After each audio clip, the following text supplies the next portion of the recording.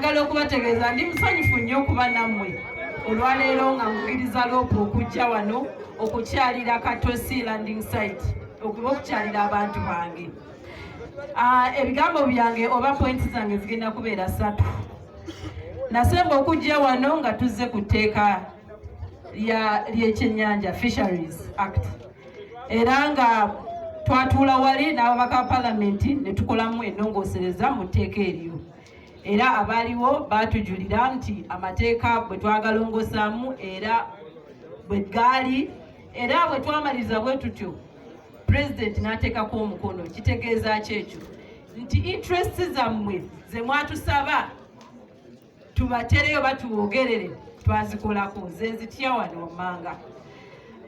Twagenda ne tugamba nti nno tukooye bano ba marine ababeera ku nnyanja nga bavuba ng'ate nga tulina abantu baffe ababeera ku nnyanja bakasangwawo abalina okuba nga balina okuvuba ate bo ne bajja ne babagoba ku mazzi oba ne bakolerako mu butali butuufu.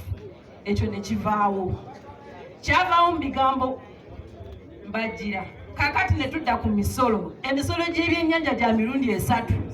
Waliwo local revenue, waliwo nema nayo ejja n'ekyajinga abantu wano ne bajjako ssente. Ate era njagala okubategeeza omuntu wa bulijjo w'oku nnyanja okumuggyako emisolo egisukka mu 2 oba tumuyambye oba ng'ayagala okumusuula. Era njagala okubategeeza egyo emisolo twagyogerako ne tugikendeza muko era emisolo egyo giri mu bbago.